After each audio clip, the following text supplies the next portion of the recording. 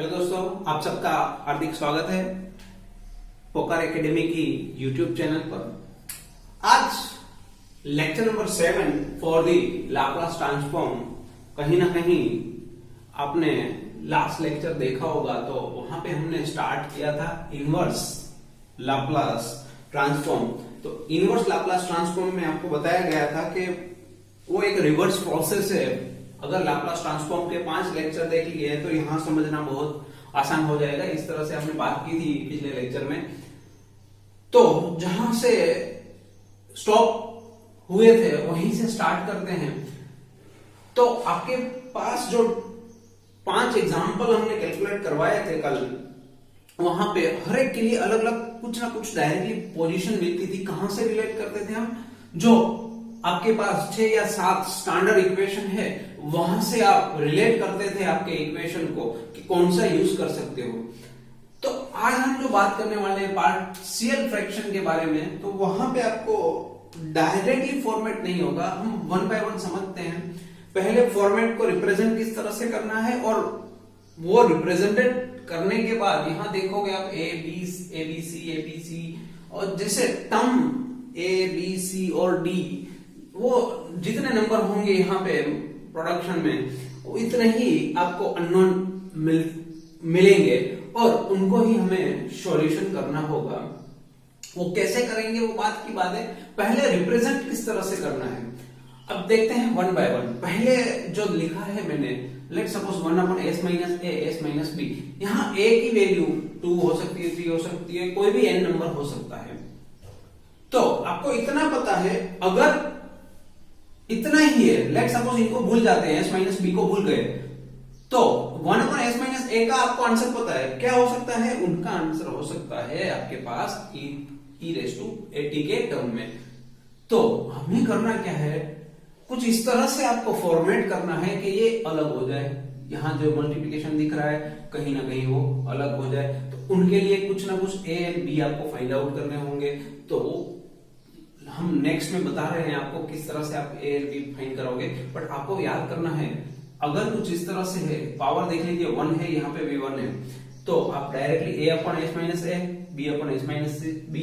अगर यहाँ पे s माइनस सी मल्टीप्लिकेशन में है तो यहाँ c के साथ s माइनस सी कर सकते हो आप।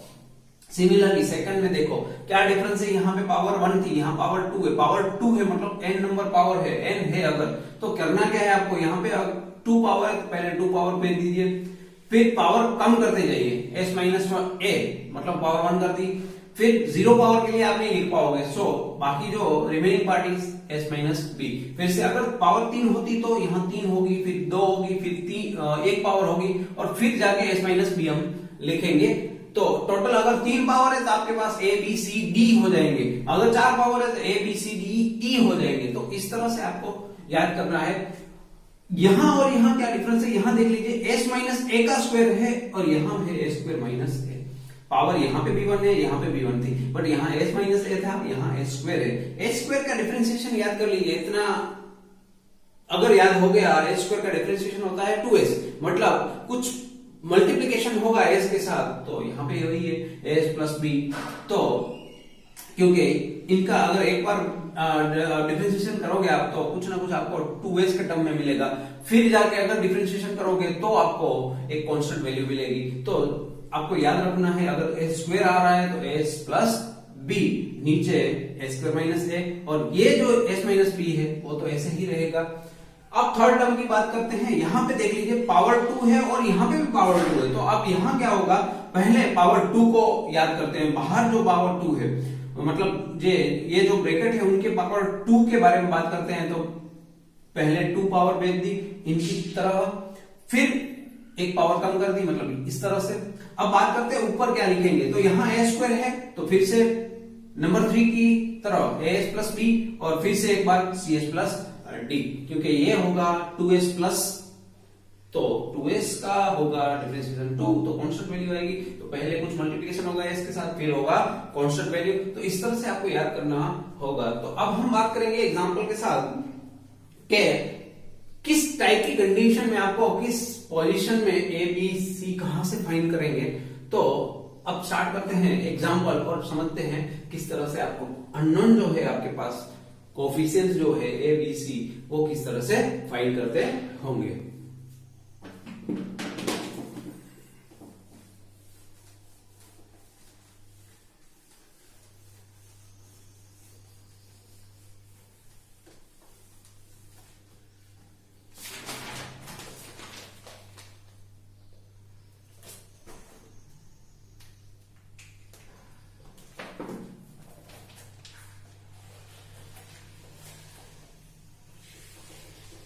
Find Laplace inverse minus s plus 10 divided by square minus s minus 10।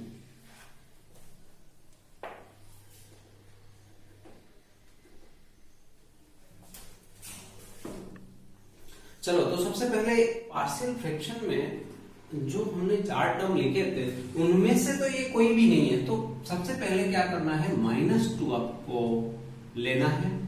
उनके जो भी पार्ट हो सकते हैं उनको आप रिप्रेजेंट करते हैं, तो एक ही पार्ट हो सकता है उनका 2 into 1, और कोई पार्ट हो सकता नहीं है। तो अब 2 into 1 को मल्टीप्लीकेशन करके -2 आंसर आ रहा है, तो मतलब कोई एक तो माइनस होगा ही। याद रखिएगा, अगर यहाँ पे माइनस है तो 2 में से एक तो माइनस होगा ही आपके पार्ट्स में। तो अब देखना है -2 होगा या -1 होगा। तो यहाँ देख लीजिए माइनस की निशानी है, मतलब कि माइनस साइन है, तो जो बड़ा होगा उनको ही हम माइनस देंगे। क्योंकि अब देखो -2 + 1 तो आंसर आया -1, और ये मल्टीप्लीकेशन अगर करोगे तो -2। तो क्या हुआ, इनके जो पार्ट्स बने कुछ इस तरह से बने हैं s+1।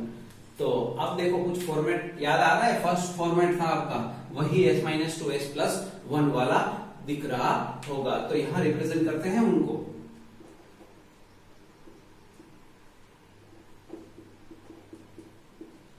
डिवाइड बाय हम क्या लिख सकते हैं, s-2 s+1। तो अब क्या करेंगे, पहले तो लिखना किस तरह से है, इनको लिखेंगे एक था आपका -4 s-2 प्लस b की वैल्यू आई थी आपकी 3 s+1। अब इनका इनवर्स तो आपको पता है, -4 ऐसे ही रहने देते हैं, इट इज 2t + 3 - t। अगर ये याद नहीं है किस तरह से आ रहा है तो फर्स्ट सेकंड लेक्चर देख लीजिए, तो वहां से ही आपको ये चीज आपको लेनी है।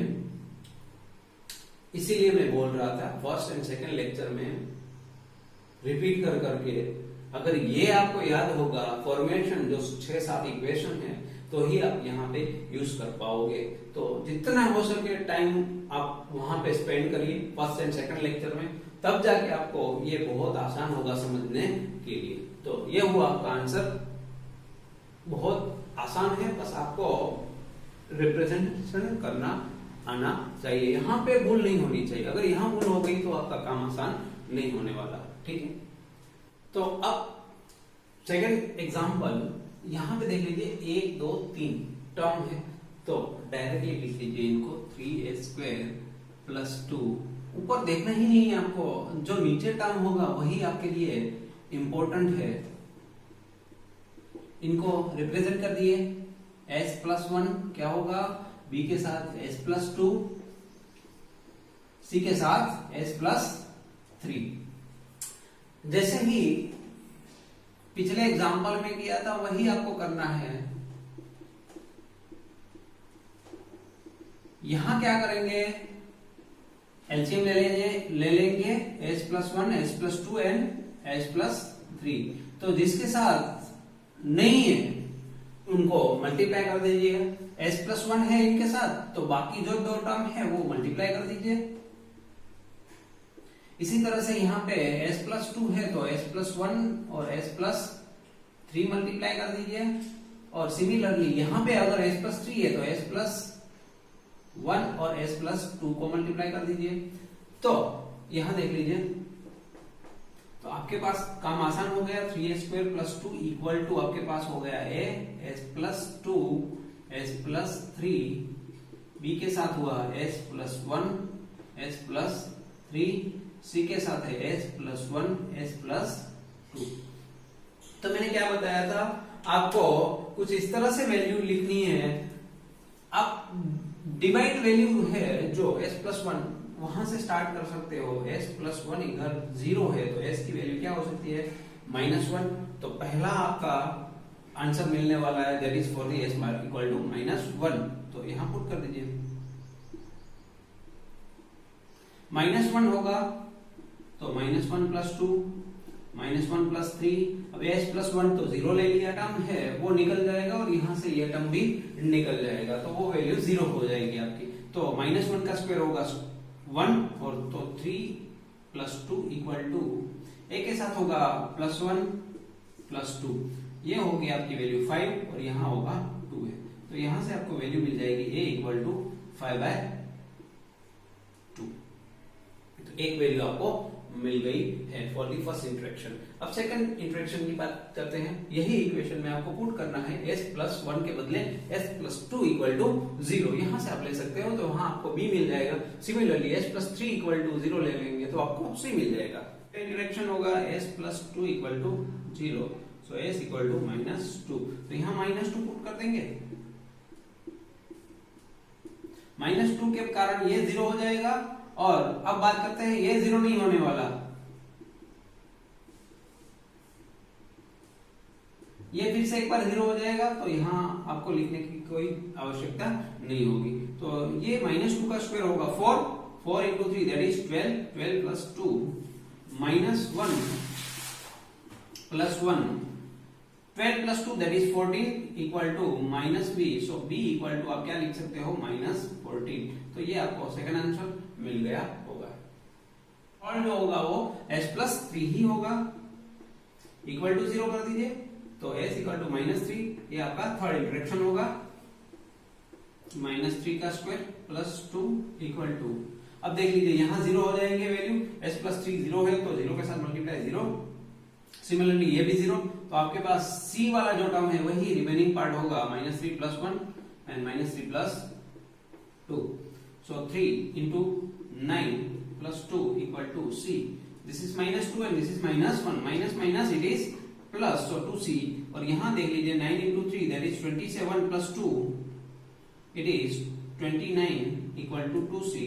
So यहाँ लिख रहा हूँ c = 29/2। तो आपको इतना ही करना था। अब आपका आंसर बहुत सिंपल हो जाएगा। यहाँ देख लीजिए आप ये वैल्यू फाइंड करने के बाद आपको यही फॉर्मेट डायरेक्टली रिप्रेजेंट करना है। यहां एक ही वैल्यू जो आई थी आपकी दैट इज 5/2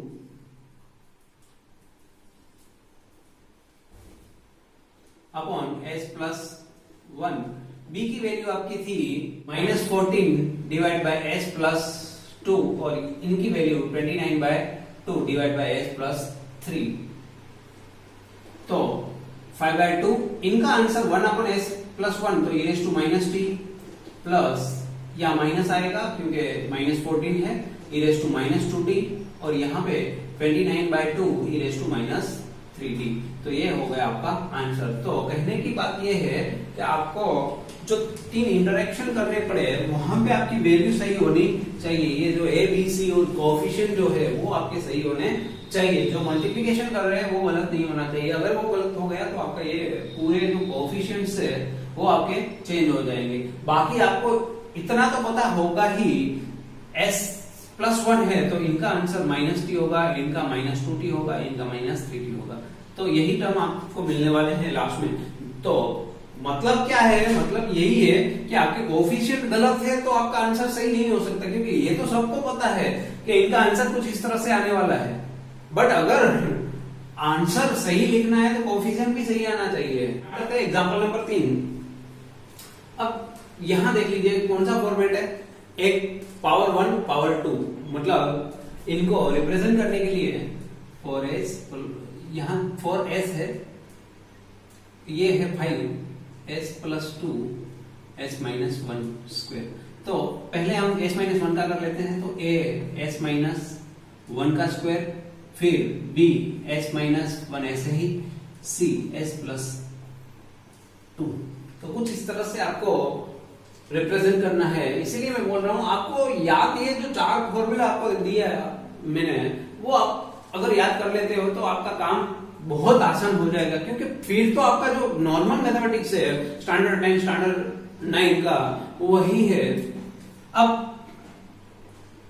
हर बार यह तो आपको करना ही है, क्योंकि जो नीचे टर्म है उनको आपको कहीं ना कहीं कैंसिल करने हैं। तो फिर से इस बार s-1 का स्क्वायर और s+2 का ही मल्टीप्लिकेशन होगा एलसीएम के लिए। यहां देख लीजिए कौन से टर्म आ गए हैं, तो s-1 का स्क्वायर आ गया है, तो s+2 से मल्टीप्लाई कर दीजिए एक और। अब देख लीजिए यहाँ एक पावर हो गई है s-1 की, तो एक पावर मल्टीप्लाई करनी होगी आपको, याद रखिएगा, ये चीज आप भूल जाते हो एग्जाम में। फिर s+2 भी नहीं मल्टीप्लाई है तो उनको दे देना है आपको c के साथ s+2 है, तो कौन सा रिमेनिंग पार्ट हुआ, s-1 का स्क्वायर। आसान है बहुत, थोड़ा बहुत आप रियल लाइफ से कंपेयर करोगे तो बहुत आसान हो जाएगा। फिर से यहाँ बता रहा हूं आपको, यहाँ गलती करते हैं बच्चे, इसलिए बता रहा हूं। यहाँ जो टर्म है वही लिख दो यहाँ पे, हो गया है। अब बात करते हैं s-1 स्क्वायर, हो गया यहाँ पे, हो गया है, तो s+2 इनको दे दीजिए। फिर s-1 की पावर एक ही दी है, तो एक पावर और दे दीजिए, और s+2 तो है ही रिमेनिंग, तो उनको दे दीजिए। c के साथ क्या है, s+2 है, तो s-1 का स्क्वायर दे दीजिए। ठीक है, तो आपको कोई याद नहीं करना होगा। अब बात करते हैं ये कैंसिल के लिए, तो 4s + 5 equal to a s+2 s-1 s+2 c s-1 का स्क्वायर। अब थोड़ा नया ट्विस्ट क्या है, ट्विस्ट ये है, यहां देख लीजिए s-1 है, ये s-1 है, मतलब आपके लिए कोएफिशिएंट कितने हैं, 1 2 3, और आपके लिए जीरो वैल्यू वाली वैल्यू कितनी है, 1 and second, first and second, यही आपके लिए, क्योंकि s-1 रिपीट हो रहा है, तो रिपीटेड कंडीशन है, तो वहां पे आपको क्या करना है बताता हूं मैं। सबसे पहले जो दो वैल्यू है वो तो हमें पता ही है, तो हम क्या कर सकते हैं, s-1 इक्वल टू 0 ले सकते हैं, तो s इक्वल टू होगा 1, तो यहां ले लेते हैं s इक्वल टू 1। जो आपको पता है वो तो हम कर ही सकते हैं, बाकी बात देखेंगे कि सी कहां से फाइंड करते हैं या बी कहां से फाइंड करते हैं, एक तो अननोन रहेगा ही हमारे लिए। अब देखिए यहाँ पे 1 पुट कर रहा हूं, s-1 0 है, s-1 0 है, तो ये आपको b के साथ और c के साथ कोएफिशिएंट के साथ वैल्यू 0 मिलने वाली है, तो 4 + 5 इक्वल टू 3a, तो ये आप लिख सकते हो 3a equal to 9, so a equal to 3, तो आपको एक आंसर मिल गया, that is a equal to 3।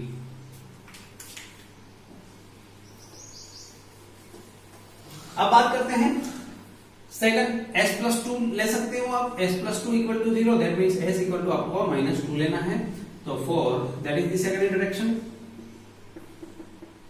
Equal to, अब देख लीजिए ये पूरा 0 है तो 0 हो गया, यहां पे भी ये 0 होने वाला है, तो c टर्म मिल जाएगा आपको 2 - 1 का square, so that is -8 + 5 equal to, this is 3 square, -3 square is 9c, so it is -3 equal to 9c, so c equal to आपको मिल जाएंगे -1/3, ये होगा 3/9, so it is 1/3 माइनस, तो c की वैल्यू आपको मिल गई। तो थर्ड के लिए याद करोगे तो आर्यभट्ट को याद कर लेते हैं। आर्यभट्ट ने क्या किया था, जीरो का इन्वेंशन किया था, तो हम थर्ड जो वैल्यू लेंगे, जब भी इस तरह से वैल्यू आएगी तो याद करेंगे थर्ड जो आपका इंटरेक्शन होगा वो s इक्वल टू 0 होगा। और किस तरह से करना है देखते रहिए। अब स्टार्ट करते हैं। 0 + 5, एक की वैल्यू ए ही रहने देते हैं, 0 पुट करते हैं तो 0 + 2 2 हो जाएगा, ये होगा -1, ये होगा 2, ये -1 का स्क्वायर, तो 0 के साथ 4 मल्टीप्लाई करोगे 0 मिलने वाला है, तो ये 5, ये 2a -2b, ये -1 का स्क्वायर है तो +c, a इक्वल टू 3 और c इक्वल टू -1/3 आपको पहले से ही फाइंड करी हुई है, तो यही पुट कर देते हैं, तो आपके पास जो अननोन रहेगा वो b ही रहेगा, तो पुट करते हैं, a के बदले 3 एंड c के बदले 1/3, तो 5 equal to 6 minus 2b minus 1/3। तो 2b आपको फाइंड करना है, तो मैं लेफ्ट साइड ले रहा हूं और 5 जो है वो आपके राइट साइड जाएंगे। तो कुछ इस तरह से आपका इक्वेशन जनरेट होगा। तो यहां लिख रहा हूं 2b equal to 6 minus 5 that is 1 minus 1/3।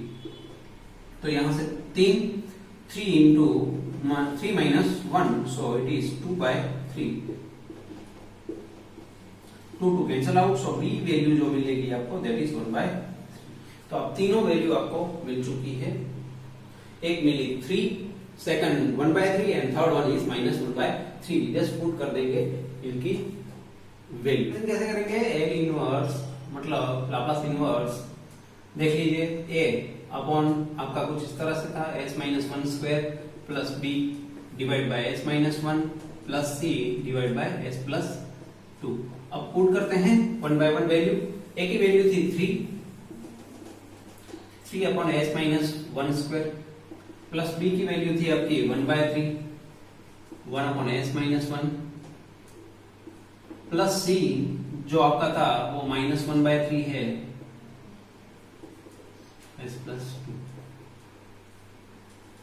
तो यहां देख लीजिए, इनको पहले भूल जाओगे -1 है, तो -1 भूलने के लिए s स्क्वायर अगर सोचो तो s स्क्वायर मतलब s⁻n आपको कल ही सिखवाया था, मैंने पढ़ाया था 6 लेक्चर में कि इनकी वैल्यू होगी t/1 फैक्टोरियल। तो आंसर होगा t। अब -1 को हमने भूल गए थे, -1 हमें लिखना तो है, तो -1 किस तरह से है? s माइनस b वाला फॉर्मेट आपको मैंने बताया था, e⁻ वाला, वो लेक्चर नंबर 2 या 3 में होगा। तो इनका जो आंसर होगा that is into t/1 into e⁻bt का मतलब है b है आपका 1, सो e⁻t। अब इनके बारे में बात करते हैं, 1/3 ऐसे ही रहेंगे, e⁻t माइनस 1/3 e⁻2t। तो यहाँ पे -2t हो जाएगी, क्योंकि माइनस था तो यहाँ प्लस था, यहाँ प्लस होगा तो यहाँ माइनस होगा। तो इनको थोड़ा सीक्वेंस में लिख लेते हैं। तो ये आपका लास्ट आंसर हो गया। तो कहने की बात यही है, आपको फॉर्मेट याद होना चाहिए। फर्स्ट सेकंड थर्ड लेक्चर में जो बताया है वो आपको कभी नहीं भूलना चाहिए। स्पेसिफिकली स्टैंडर्ड इक्वेशन और उनके साथ s माइनस b वाला फॉर्मेट वो देख लीजिए आप। बहुत आसान से समझाया है मैंने आपको, नहीं भूल पाओगे अगर देख लोगे एक बार तो चलो आगे बढ़ते हैं एग्जाम्पल नंबर 4 की ओर। देख लीजिए, नीचे जो टर्म है वो कुछ इस तरह से फिर से एक बार है। तो पहले ट्राई करते हैं इनको, जैसे फर्स्ट एग्जांपल में स्टार्ट किया था कि 5 के ऐसे पार्ट होने चाहिए। तो 5 के पार्ट एक ही बनते हैं, 5 into 1, तो उनका समेशन आपको 2 मिलना चाहिए, तो नहीं मिल रहा है, तो मतलब आप 5 के पार्ट्स नहीं कर पाओगे। तो क्या कर सकते हो, यहां देख लीजिए, s फिर से वही आपका पुराना 2/2 दैट इज 1, तो यहां 1 है तो s प्लस 1 स्क्वायर कर दीजिए। s प्लस 1 स्क्वायर का अगर ओपन कर दोगे तो s square plus 2s plus 1 मिल जाएगा, तो प्लस 4 अगर कर दोगे तो इनका समेशन आपको 5 मिल जाएगा, तो यहां 4 कर दीजिए। तो ये हो गया आपका कुछ फॉर्मेट इस तरह से हो गया। अब बात यह करनी है कि यहां देख लीजिए, ऊपर कुछ इस तरह से बन ही नहीं रहा है कि ये अलग हो सके। अब अगर एक सिंगल फॉर्मेट था तो आप ये यूज कर लेंगे, याद तो करना है, एग्जाम में लास्ट में आपको यही काम आने वाला है, मतलब लास्ट जो स्टेप होगा एग्जाम्पल का वहां पे यही काम आने वाला है। बट कहने का मतलब है, क्योंकि आपको देखो एग्जाम में पता नहीं होगा कि कहां से स्टार्ट करना है, तो ये तो फॉर्मेट आपको चाहिए ही चाहिए। अब यहां आके ये समझ में आया कि यहां अगर एक टर्म है तो आप डायरेक्टली लिख सकते हो। तो पहले करना क्या है, इनको सेपरेट करना है, तो सेपरेट करना है तो पार्शियल फ्रैक्शन में जाइए। पार्शियल फ्रैक्शन फिर से एक बार यही समझाने की ट्राई कर रहा हूं कि आप किस तरह से बिना कुछ समझे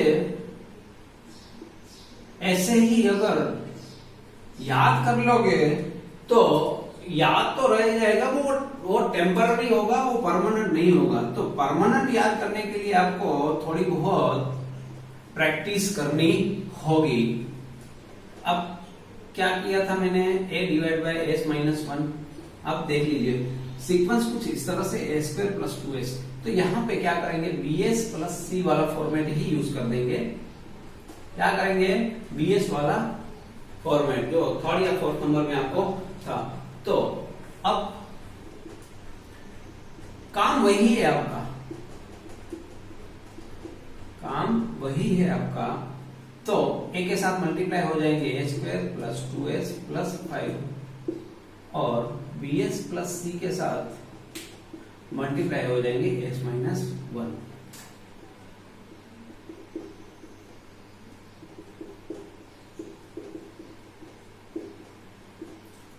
कैंसिल दोनों तरफ से। अब remaining part is 5s plus 3 और a के साथ ये और bs प्लस c के साथ s माइनस 1। एक टर्म तो डायरेक्ट मिल जाएगा, यूज कर लेते हैं s इक्वल टू 1, डायरेक्ट मिल जाएगा s minus 1 equal to 0 that is s equal to 1। तो फर्स्ट इंटरेक्शन आपको डायरेक्ट मिल जाएगा। तो यहाँ वैल्यू पुट करते हैं 5 into 1 plus 3 equal to a 1 square मतलब 1, 2 into 1 that is 1 sorry 2 plus 5। तो यहाँ पे 1 पुट करोगे तो 0 हो जाएगा, तो ये पूरा टर्म 0। तो ये हुआ 5 plus 3 that is 8 and this is also 8।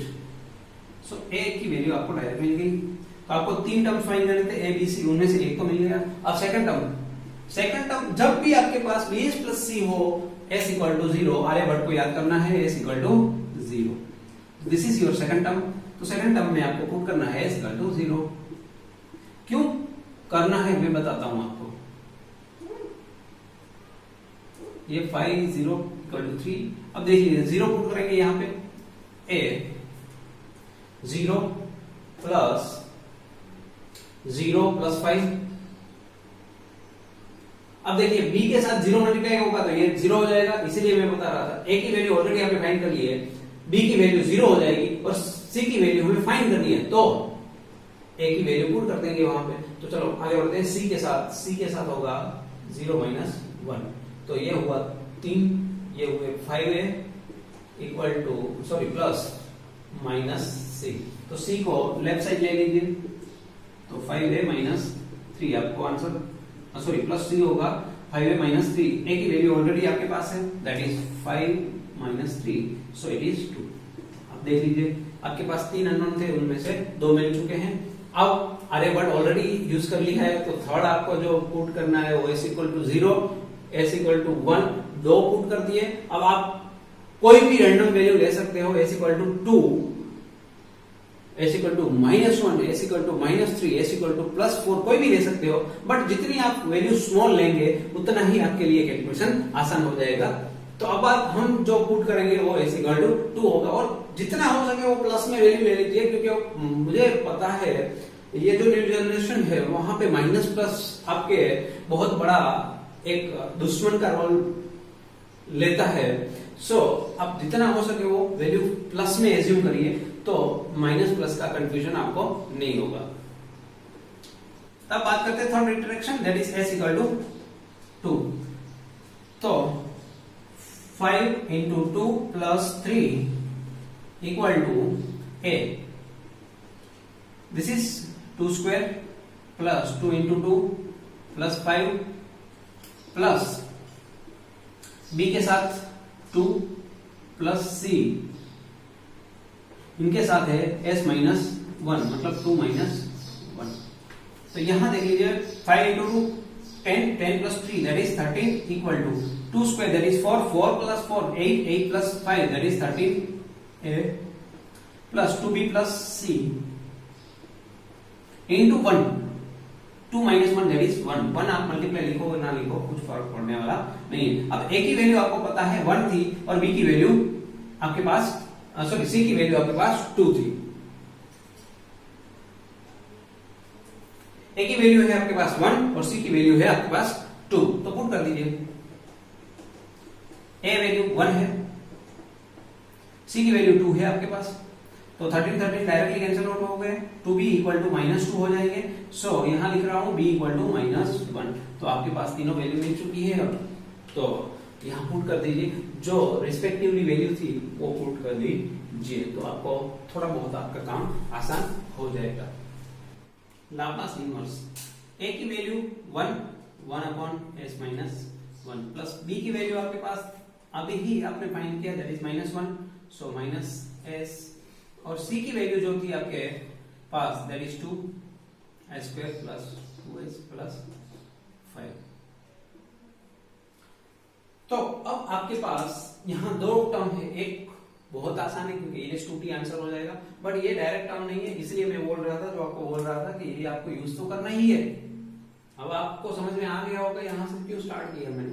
अब इनको यूज कर लेंगे और इनको डायरेक्टली आप पुट कर देंगे वैल्यू के साथ। सबसे पहले इनके लिए कैलकुलेट कर लेते हैं लेफ्ट साइड में, सॉरी राइट साइड में। ये है आपका -s प्लस 2, अगर मैं s माइनस 2 लिख दूं, s plus 1 square plus 2 square लिख देते हैं इनको, कुछ इस तरह से आपको इनवर्स फाइंड करना है। तो यहां देखिए s प्लस 1 है तो ऊपर s प्लस 1 चाहिए पहले आपको, तो s प्लस 1 करने के लिए क्या करेंगे, s प्लस 1 तो कर दिया, 1 कर दिया मतलब प्लस 1 किया तो एक -1 भी करना है, तो मतलब -3, आप देख लीजिए -3 प्लस 1 दैट इज -2 हो जाएंगे। क्यों ये कर रहा हूं, क्योंकि ये e⁻ वाला टर्म आपको यूज करना है यहाँ पे। तो देख लीजिए ये हो गया आपका s plus 1 divide by s plus 1 square plus 2 square, ये होगा आपका -3 divide by s plus 1 square plus 2 का स्क्वायर। अगर इनका लाप्लास करने जाओगे आप, यहाँ s से मतलब ये cos होने वाला है आपका, तो cos, और जो a है दैट इज 2, तो cos 2t। अब s प्लस 1 है मतलब e⁻t, यही s माइनस b वाला फॉर्मेट हमने यूज किया है। यहाँ कांस्टेंट वैल्यू है मतलब आपको साइन यूज करना है, तो साइन के लिए याद कर लीजिए, जब भी आप इनवर्स कर रहे हो तो a डिवाइड कर दीजिए यहाँ पे 3/2 और साइन 2t, और फिर से एक बार e⁻t तो होगा ही होगा। तो यहां वैल्यू पुट कर देते हैं n इनवर्स, इनका आंसर होगा e⁻t, और यहां देख लीजिए मैंने क्या किया था, माइनस रिप्रेजेंट किया था, तो यहां देख लीजिए मैंने क्या किया था, माइनस रिप्रेजेंट किया था, तो हमें याद रखना है वो लास्ट में है कि ये s माइनस 2 लिखा था, that is the reverse value of -s plus 2, सो ये आंसर आपको नेगेटिव लिखना है।